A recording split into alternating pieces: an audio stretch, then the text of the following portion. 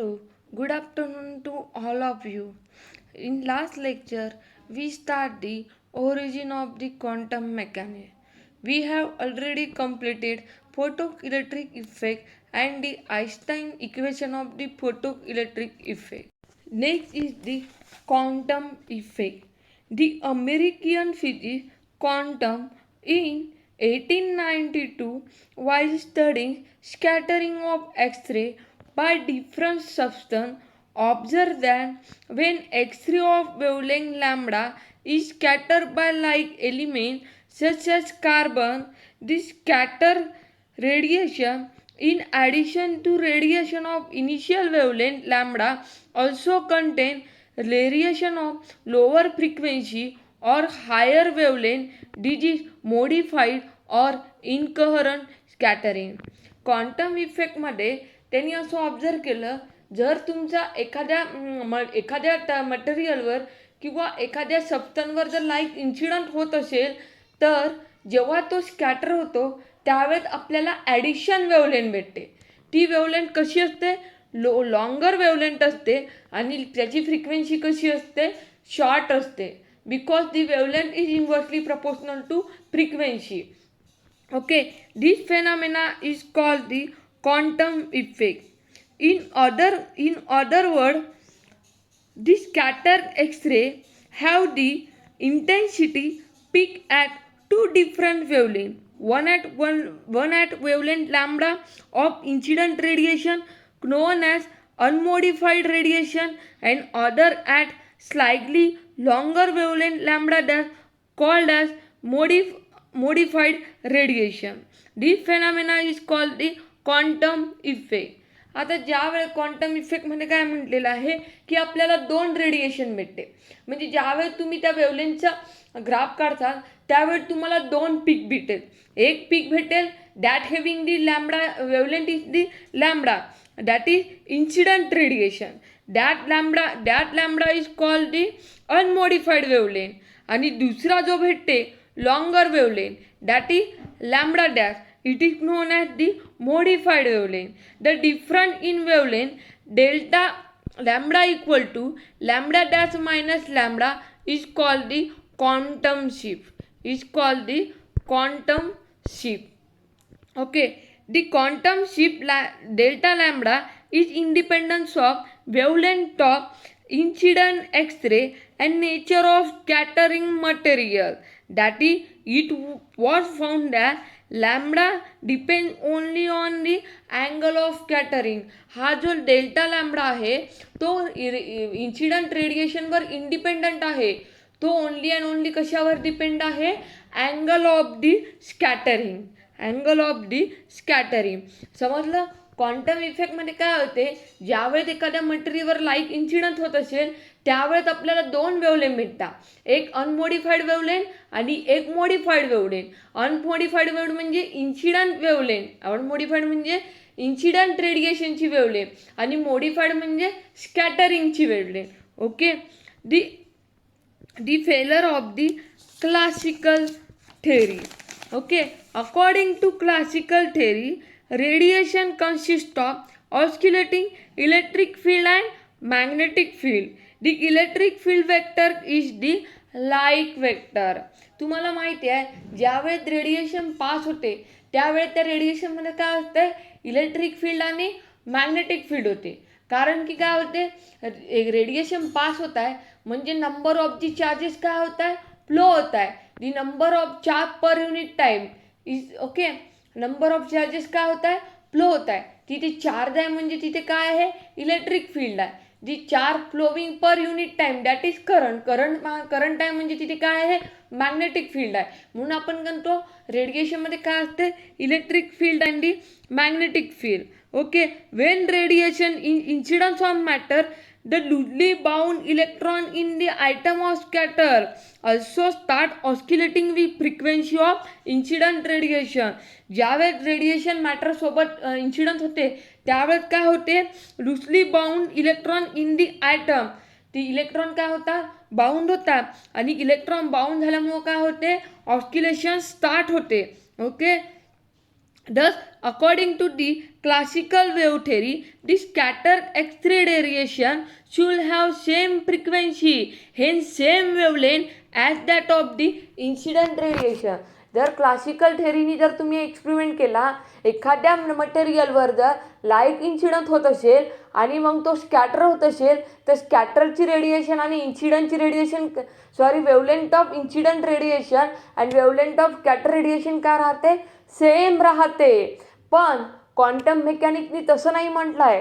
Quantum mechanics काय म्हणतो, quantum mechanic म्हणतो की जर तुम्ही एखाद्या मटेरियलवर रेडिएशन इन्सिडंट केला तर स्कॅटर रेडिएशनची जी वेवलेंथ आहे ती कशी भेटते, लॉंगर वेवलेंथ भेटते. Next, explanation of quantum effect on the basis of the quantum theory.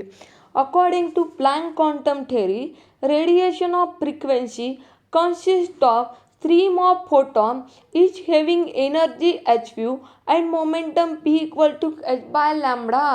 Plank quantum थेअरीनुसार तुम्हाला माहिती आहे the radiation of photon having energy किती राहते, एच व्यू, अँड मोमेंटम किती आहे, P equal to H by lambda.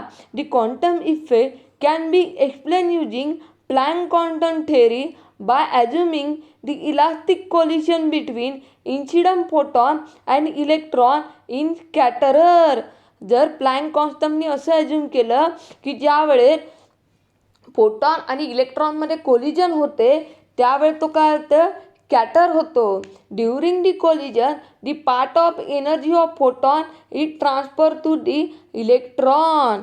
Thus, an electron recoils in some ordered direction and scattered photon has less energy and hence less frequency and or longer wavelength. ज्यावेळेस हा photon incident होतो त्यावेळेस काय होतो, photon एका डायरेक्शननी scatter होतो आणि electron रिकॉईल होतो अनादर डायरेक्शननी. तर ज्यावेळेस काय होते, ज्यावेळेस ह्या मटेरियलवर फोटॉन इन्सिडंट होत आहे तर फोटॉन एका डायरेक्शननं होत असल्यामुळं त्याची एनर्जी लेस होत आहे. त्याची एनर्जी लेस झाल्यामुळं फ्रिक्वेन्सी पण काय होत आहे, लेस होत आहे. Because equal to H nu, energy is directly proportional to frequency and frequency is inversely proportional to wavelength. म्हणून फोटॉनमध्ये काय म्हटलं आहे, जर सपोज फोटॉन क्वांटम इफेक्टमध्ये म्हटलं आहे, जर फोटॉन एखाद्या मटेरियलवर इन्सिडंट होत असेल तर तो फोटॉन तो फोटॉन एका डायरेक्शननी स्कॅटर होतो आणि ज्या मटेरियलमधला जो इलेक्ट्रॉन आहे तो इलेक्ट्रॉन अपोजिट डायरेक्शनला काय होतो, रिकॉईल होतो. तर फोटॉन स्कॅटर होत असल्यामुळं या इलेक्ट्रॉनमुळं काय होते, इलेक्ट्रॉनसोबत कोलिजन झाल्यामुळं या फोटॉनची एनर्जी कमी होते आणि फोटॉनची एनर्जी कमी झाल्यामुळं त्याची वेवलेंथ कशी होते, जास्त होते. Okay. Next is the by applying principle of conversion of energy and momentum before and after collision and expression of quantum shift delta lambda can be derived to be delta lambda equal to lambda dash minus lambda is equal to h upon m0 c 1 minus cos phi. जर आपण law of conversion of energy आणि momentum या फिगरला जर apply करून आपण calculation केलं तर आपल्याला मॅथमॅटिकली डेरिवेशन भेटते. Delta lambda equal to lambda dash minus lambda equal to H upon m0 c 1 minus cos phi. The term H upon m0 c is called the quantum wavelength of electron and it is defined as wavelength of radiation whose photon has energy equal to raised mass energy of electron. Digit delta lambda is called the quantum shift. Delta lambda equal to lambda dash minus lambda h upon m0 c 1 minus cos phi. This equation is called the quantum wavelength. This equation is called the quantum effect equation. Okay. The existence of unmodified radiation in the scatter radiation was explained as follow. Okay. In elastic collision between electron and in the scatterer and incident photon. Okay. Elastic कोलिशनमध्ये काय होते, elastic collision कशात भेटते, photon आणि electron स्कॅटरमध्ये भेटते. It was assume that electron is rest and free, but this is not always case. Elastic collision काय होते? इलास्टिक कोलिजन हा आपल्याला स्कॅटर फोटॉन आणि स्कॅटर इलेक्ट्रॉन इन स्कॅटर आणि इन्सिडंट फोटॉनमध्ये भेटतो.